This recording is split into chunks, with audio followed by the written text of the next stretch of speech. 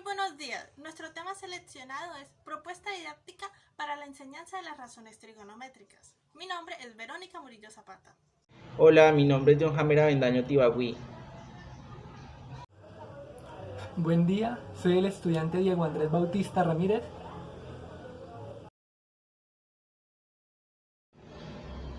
Sistema de representación. Empezamos con el sistema de representación numérico, que es un sistema de numeración decimal que está compuesto por unos símbolos llamados números, cuya representación numérica es el 1, el 2, el 3, el 4, el 5, el 6, el 7, el 8, el 9 y también se incluye el 0. Las expresiones 3 más 4 más 2, 27 tercios o raíz cuadrada 81 son representaciones numéricas del mismo número. Para el caso de las funciones, dando valores a la variable independiente, podemos obtener pares ordenados. Para la función f de x es igual a x más 1, los números 0 y 1, 1 y 4, o 3 y 16 son ejemplos de pares ordenados. En este caso, los signos son las parejas de valores numéricos que toman las variables independientes y dependientes. Existe un convenio también con el que el primer valor del par es el valor de la variable independiente y el segundo valor es el valor de la variable dependiente. Luego seguimos con el sistema de representación simbólico. Entonces, según la diapositiva, donde nos manifiesta que las expresiones f de x es igual a x más 1 y f de x es igual a x más 2x más 1, pertenecen al sistema de representación simbólico, que se puede considerar un sistema de representación específico porque tiene sus propios signos, tiene números, tiene letras y tiene símbolos de las operaciones aritméticas. Entonces se pueden operar con ellos y existe una relación entre ellos. Luego seguimos con el sistema de representación tabular. Este sistema está estrechamente ligado al sistema de representación numérico, pero tiene sus propios signos y las reglas de combinación de los mismos. Luego seguimos con el sistema de representación gráfico, y como lo manifiesta la diapositiva, es una forma de llegar a esa representación gráfica, es dar a la propia función a la variable independiente. Luego, pasando ya sea por el sistema de representación numérico o por el sistema de representación tabular. Otra manera es a partir de la representación gráfica de la parábola principal f de x es igual a x.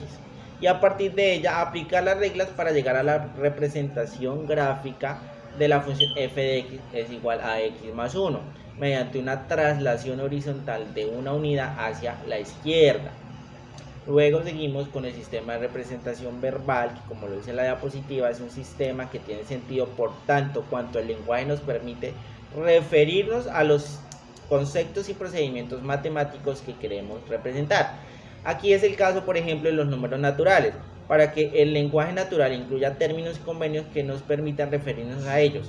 Hay otros temas a los que no nos podemos referir con el lenguaje natural, situación que no debe confundirse con los convenios que se establecen para la lectura de ciertos símbolos. Luego sigue el sistema de representación geométrico. El sistema de representación geométrico es útil para la representación de la multiplicación de números naturales y sus resultados. En este caso, que es para la propuesta didáctica que estamos presentando, el triángulo rectángulo es el sistema de representación geométrica que hace parte de la explicación y el desarrollo del trabajo para con los estudiantes. Finalmente tenemos el sistema de representación ejecutable, que es el relacionado con las TICs. Este sistema de representación está asociado a programas o aplicaciones que cumplen las características requeridas para cualquier sistema de representación para un determinado tema en las matemáticas escolares. Entonces también existen materiales virtuales que imitan a los materiales manipulativos físicos si la virtualización se llega a cumplir de manera objetiva y completa. En el caso de nosotros, el GeoGebra es un software o una herramienta tecnológica que permite explicar el tema de acuerdo a las necesidades actuales de virtualidad y a la pandemia que estamos viviendo. Y además permite mantener al estudiante interesado en el tema, pues la tecnología está en su diario vivir y esto genera una curiosidad por parte de ellos. Entonces, ahora pasamos a la fenomenología. Son fenómenos donde podemos observar este tema. Por ejemplo, en la arquitectura o ingeniería. Uno de estos ejemplos puede ser construir un edificio para que cumpla ciertas exigencias de orientación. Otro puede ser que en qué dirección se excava un túnel para que salga al otro lado de la montaña en el lugar que nosotros deseamos. Otro fenómeno donde se presenta es en la cartografía. Por ejemplo, en la elaboración de un mapa de un lugar del que se conocen algunas distancias y algunos ángulos. Otro ejemplo puede ser el de lanzamiento proyectiles. Para esto generamos una pregunta. ¿A qué distancia se encuentra un blanco al que se desea disparar con una catapulta o un cañón? Y otro es el de la astronomía. Aquí podemos trabajar, por ejemplo, el cálculo de la Tierra, del radio de la Tierra, la distancia de la Tierra a la Luna, la distancia de la Tierra al Sol, predicción de eclipses, confecciones de calendarios, entre otras muchas cosas más. Luego de esto continuamos con los estándares básicos de competencia. Entonces, estos estándares básicos de competencia, al ser unos referentes, son criterios o normas para identificar y definir lo que se quiere lograr en la institución. Su importancia también radica en que nos permite determinar si un estudiante cumple con las expectativas que trazamos en esta propuesta didáctica en cuanto a la calidad educativa se refiere. Entonces, en nuestro caso, escogimos el pensamiento variacional y sistema algebraico y analítico. Escogimos modelos, situaciones de variación periódica con funciones trigonométricas e interpreto y utilizo sus derivadas. Este es nuestro principal estándar, pero luego escogimos otros dos que se relacionan con este. El primero es pensamiento numérico y sistema numérico. Utilizo argumentos de la teoría de números para justificar relaciones que involucran números naturales. Luego está el pensamiento espacial y sistemas geométricos, que escogemos dos. Uno que es uso argumentos geométricos para resolver y formular problemas en contextos matemáticos y otras ciencias. Y el otro es describo y modelo fenómenos periódicos del mundo real usando relaciones y funciones trigonométricas. Luego, asociado a todo lo anteriormente mencionado, se encuentra el derecho básico de aprendizaje. Esto guarda una relación con los lineamientos curriculares y los estándares básicos de competencia. Estos derechos son importantes porque plantean aspectos para construir caminos de aprendizaje en cada uno de los años escolares y que contribuyan a que el estudiante alcance los estándares básicos de competencia asignado al grado que corresponde el mismo DBA y, por ejemplo, en nuestro caso, el estándar que asignamos a esta propuesta didáctica. Para nuestra propuesta escogimos comprende y utilice funciones para modelar fenómenos periódicos y justificar las soluciones. Este derecho presenta algunas evidencias de aprendizaje, presenta 4. La primera es reconoce el significado de las razones trigonométricas en un triángulo rectángulo para ángulos agudos, en particular seno, coseno y tangente. La segunda es calculo algunos valores de las razones seno y coseno para ángulos no agudos, auxiliándose a ángulos de referencia inscritos en el círculo unitario. La tercera es reconoce algunas aplicaciones de las funciones trigonométricas en el estudio de fenómenos diversos de variación periódica, por ejemplo, movimiento circular, movimiento del péndulo, del pistón, ciclo de la respiración, entre otros. Y cuarto y último es el de modela fenómenos periódicos a través de las funciones trigonométricas.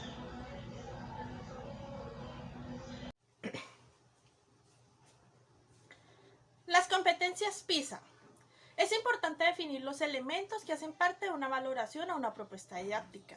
¿Con qué características y tomando en cuenta qué elementos se van a usar al momento de proponer una valoración a cada estudiante?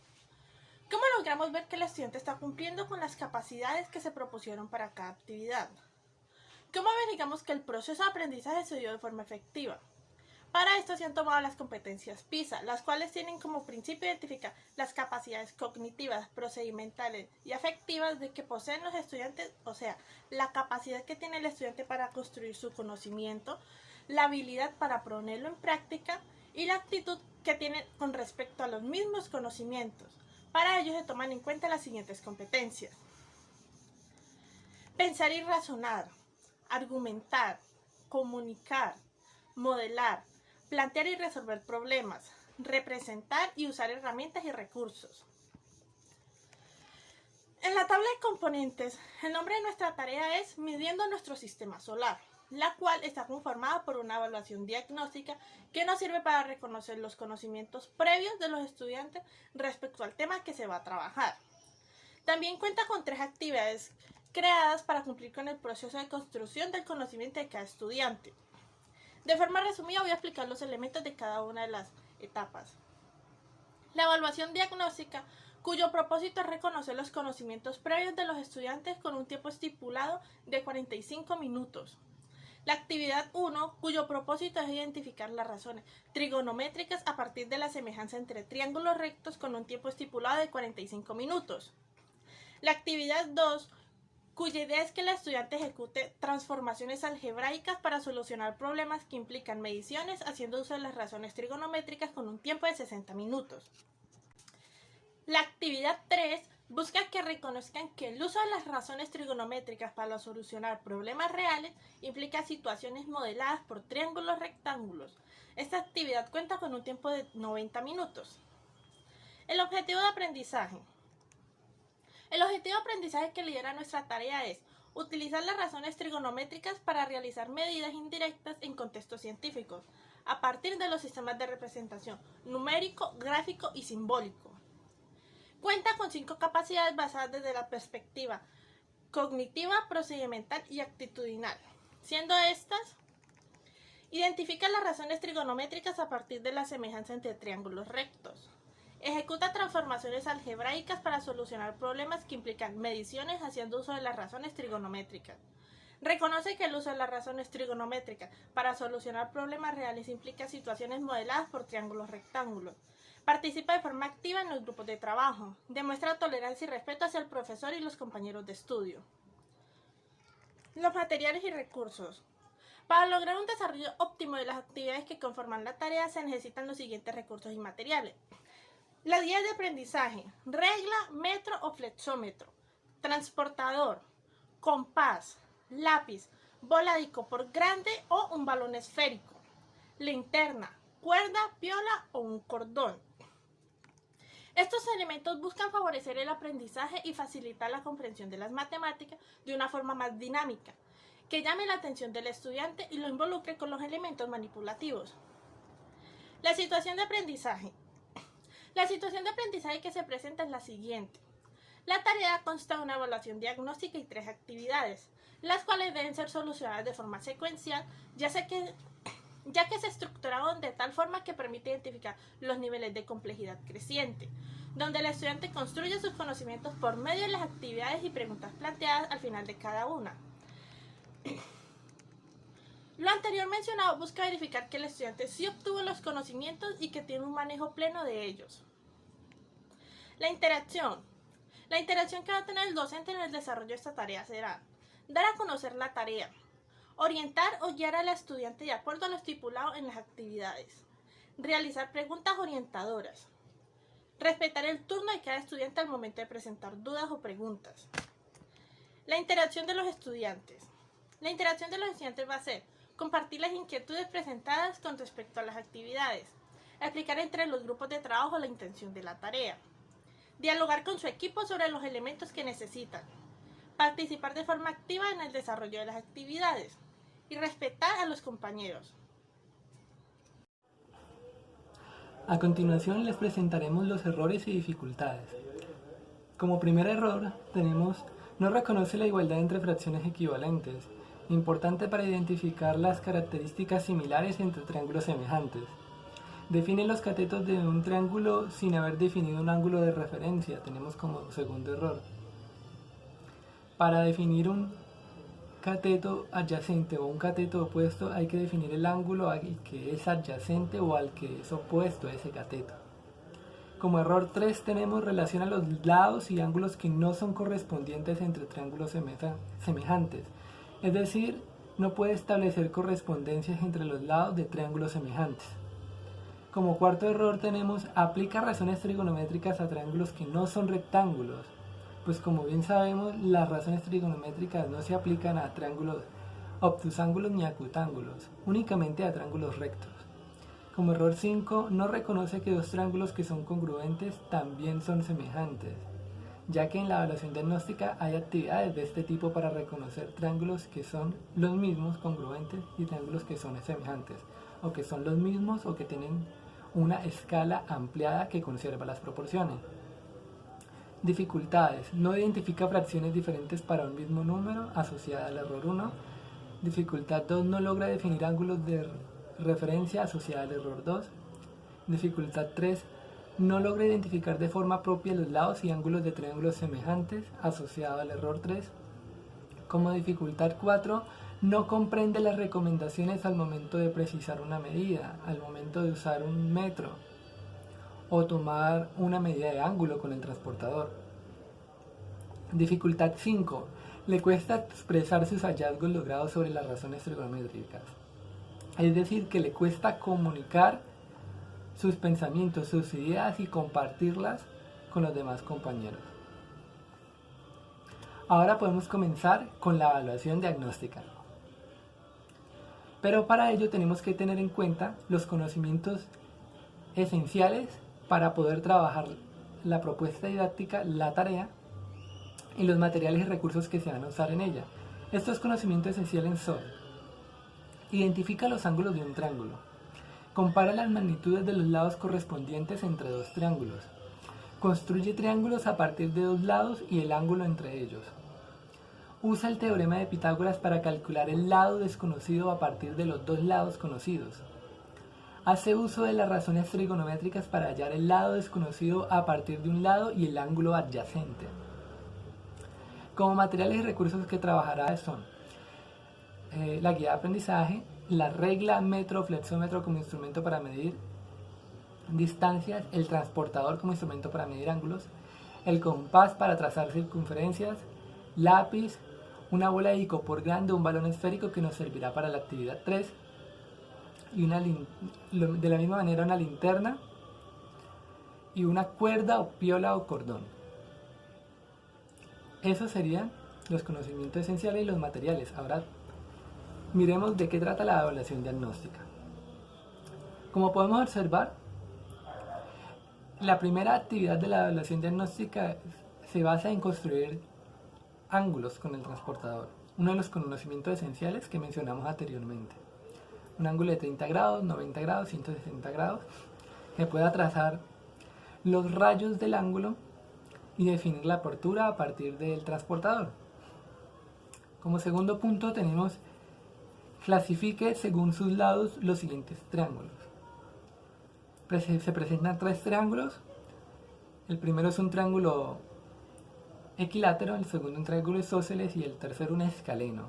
Y se espera que el estudiante, a partir de la clasificación de los triángulos según sus lados, identifique cuál es cuál.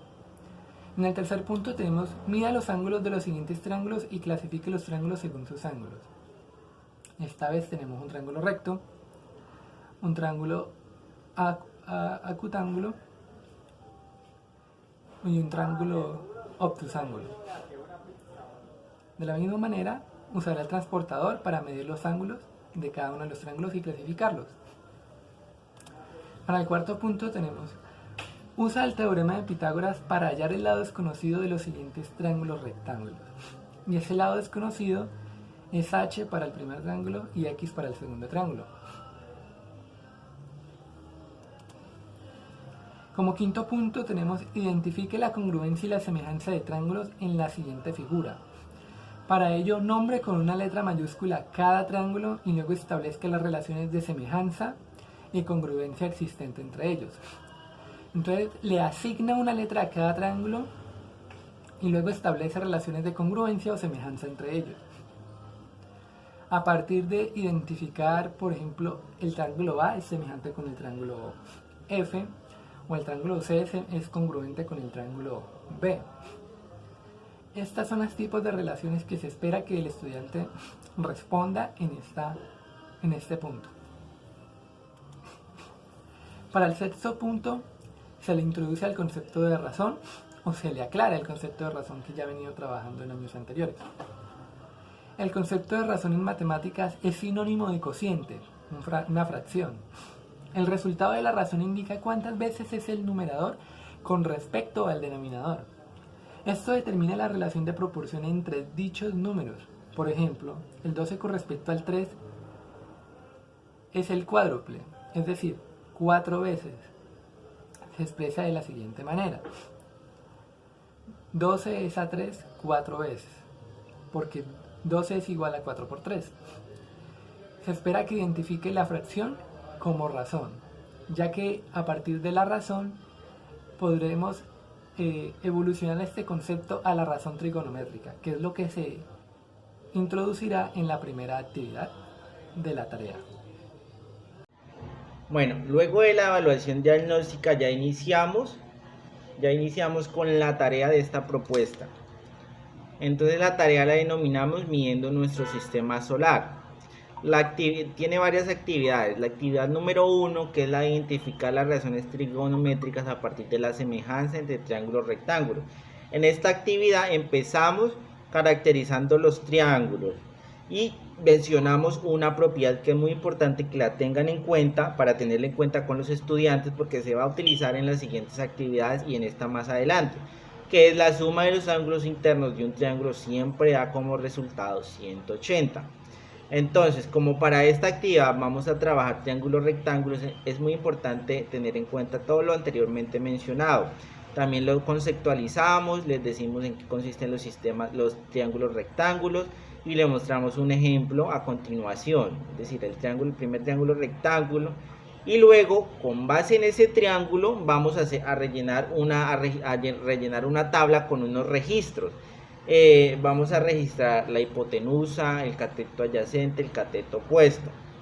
Lo podemos hacer utilizando una regla, un metro, algo que nos pueda ayudar a medir este triángulo, ¿sí? La registramos en esa tabla y luego seguimos con la semejanza en triángulos rectos. Los conceptualizamos y presentamos tres triángulos semejantes rectos.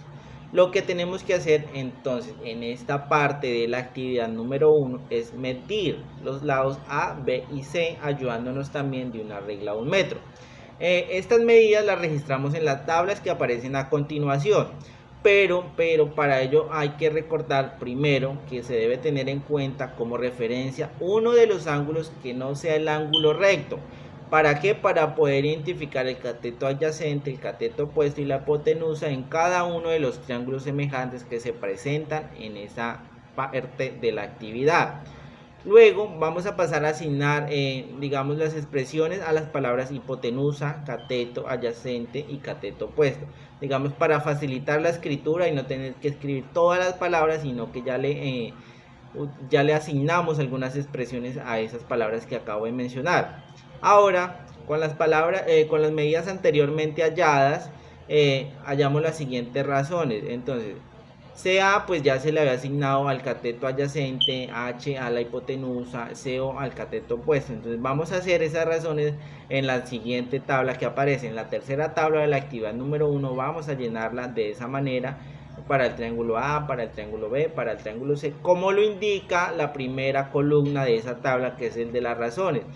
Cateto adyacente sobre hipotenusa, cateto opuesto sobre hipotenusa, cateto adyacente sobre cateto opuesto. Luego de que hayamos registrado esas tres tablas con las dimensiones, con las medidas que tienen esos triángulos, pasamos a la parte final de la actividad número 1, que es a responder unas preguntas. La primera es: ¿qué regularidades encuentras en los resultados registrados en la anterior tabla? ¿Qué conclusiones o opiniones tiene al respecto? Es decir, el estudiante debe llegar a las conclusiones por medio de todos los datos registrados en esas tablas. De acuerdo a la segunda pregunta es: de acuerdo al significado de razones puesto en la pregunta 6 de la evaluación diagnóstica, necesitamos la evaluación diagnóstica para esta pregunta. Explica con tus palabras qué significan los números que obtuviste como resultado en la anterior tabla. Es decir, necesitamos de la evaluación diagnóstica y de la tabla anterior para poder resolver este punto. Luego, en la tercera pregunta de la actividad número 1, ¿qué relación encuentras entre los resultados obtenidos y la semejanza de los triángulos rectos? El estudiante debe analizar eso para poderla responder. Y finalmente vamos a tener, formula las medidas de los lados de los triángulos que sean semejantes. Estas preguntas hacen parte de la actividad número 1 y por las cuales los estudiantes deben llegar a las respuestas mediante todo el proceso que se hizo en el transcurso de esta actividad, con la toma de medidas y el registro de datos.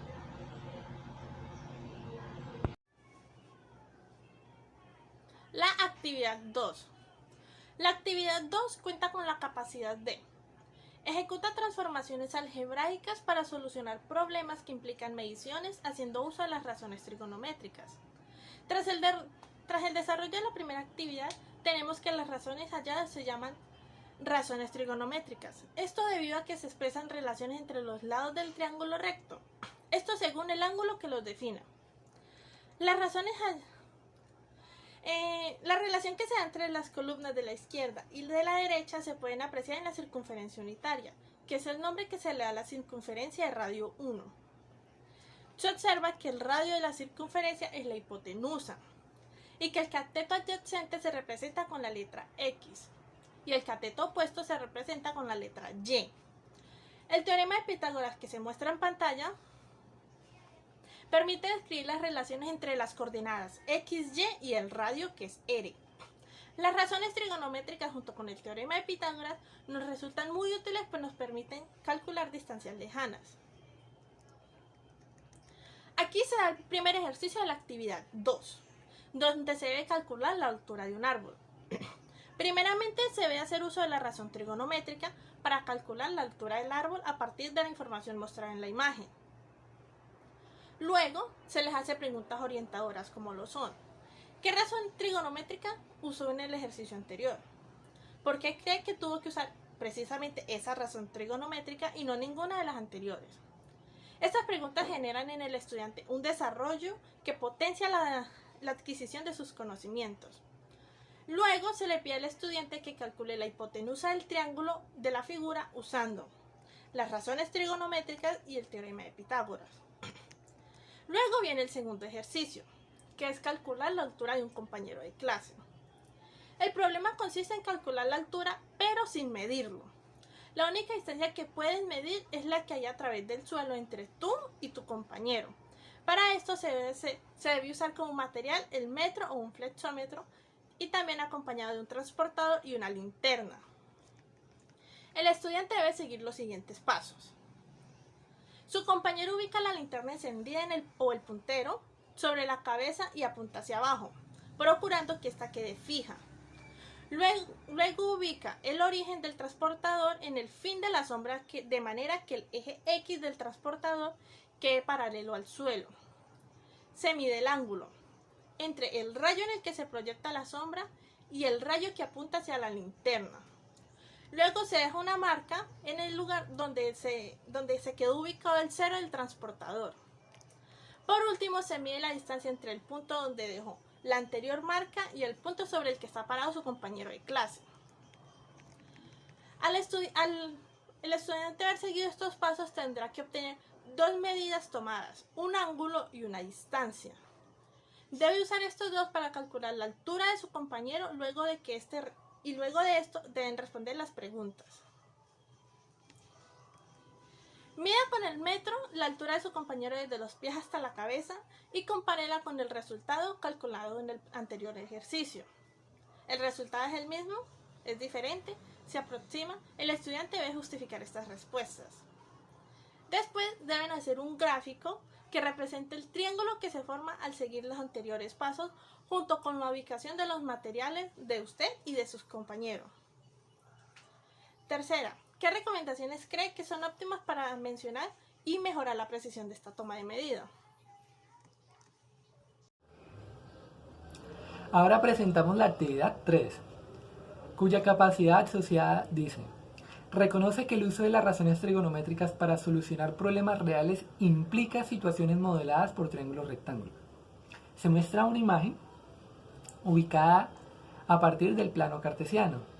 Tenemos el Sol en el origen y luego tenemos la Tierra y la Luna. La Tierra rota alrededor del Sol y la Luna rota alrededor de la Tierra. Y tenemos un pequeño texto histórico que pone en situación al estudiante. Nicolás Copérnico, promotor del heliocentrismo, planteó el modelo del sistema solar en el que se toma como centro del mismo al Sol. Siendo así, la Luna gira alrededor de la Tierra y la Tierra gira alrededor del Sol. A este movimiento de giro se le conoce como orbitar. Dependiendo de la ubicación de estos tres cuerpos celestes se forman diferentes tipos de triángulos, a medida que orbitan en el periodo de un año. Podemos ver algunos de estos triángulos en las siguientes imágenes. Como podemos ver, en el sistema Tierra, Sol, Luna, se forman diferentes triángulos a medida que la Luna va girando alrededor de la Tierra. Y se le pide al estudiante que identifique qué triángulos se forman, qué tipos de triángulos se forman. Luego la situación avanza de la siguiente manera. Teniendo en cuenta que una medida para medir distancias entre cuerpos celestes es la unidad astronómica, la cual se define como: una unidad astronómica es la distancia entre la Tierra y el Sol. Podemos definir otras distancias en el sistema solar a partir de esta unidad de medida. Para poder medir la distancia entre la Luna y el Sol, usando razones trigonométricas, es importante identificar un instante específico en que se pueda hacer esta medida. Con el fin de que puedas identificar por ti mismo cuál es este instante útil, desarrollaremos la siguiente actividad. Recordemos que la propuesta didáctica es sobre las razones trigonométricas, y este instante útil que se menciona es el momento en el que el sistema Sol-Tierra-Luna forma un triángulo rectángulo. Para ello la actividad dice lo siguiente. En el salón de clases ubica la linterna encendida a la altura de tus hombros y déjala fija sobre algún soporte. Agarra tu bola de icopor o balón con tus manos y extiende tus brazos a la altura de tus hombros, de manera que quede a la misma altura a la que ubicaste la linterna. Luego, sin desplazarte de tu posición, rota lentamente sobre tu propio eje y observa cómo va cambiando la sombra en tu bola de icopor o balón. ¿Encuentras similitudes con las fases de la Luna?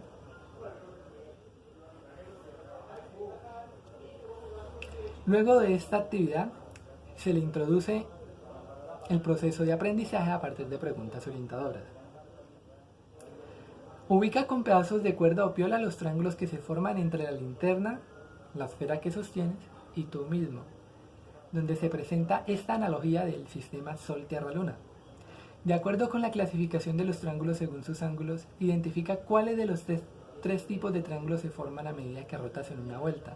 Se espera que el estudiante identifique que se forma el triángulo obtusángulo y el triángulo rectángulo en un breve instante de tiempo.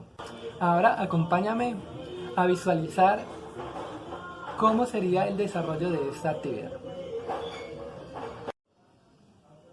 Una vez ubicada la linterna que representará nuestro Sol, extenderemos con nuestros brazos la pelota e iremos rotando lentamente a observar qué pasa. Aquí observamos un eclipse.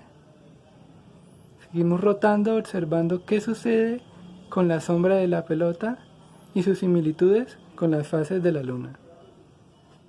Se espera que los estudiantes identifiquen que cuando la pelota está en mitad sombra, mitad luz, es decir, en cuarto menguante, se presenta un triángulo rectángulo en el cual pueden usar las razones trigonométricas para medir la distancia entre la pelota y la linterna, o entre sí mismos y la linterna, a partir de solamente conocer la distancia entre ellos y la pelota, es decir, el largo de su brazo. Al bajar la mirada al suelo, podemos representar con cualquier cosa, como por ejemplo tapas, los lados del triángulo respectivo. Prendemos la linterna para observar el triángulo que se ha formado, y esa es la tapa que representa la posición de la linterna. Observamos que este triángulo en el que nos encontramos es un triángulo rectángulo, con el cual los estudiantes, a partir de piolas e instrumentos de medición como el metro y el transportador, pueden calcular medidas indirectas, es decir, medir la distancia entre esta tapa que representaba la pelota y esa tapa que representa la linterna, la posición de la linterna, a partir de simplemente conocer este lado, que es el largo de sus brazos, y el ángulo que se medido con el transportador en este vértice.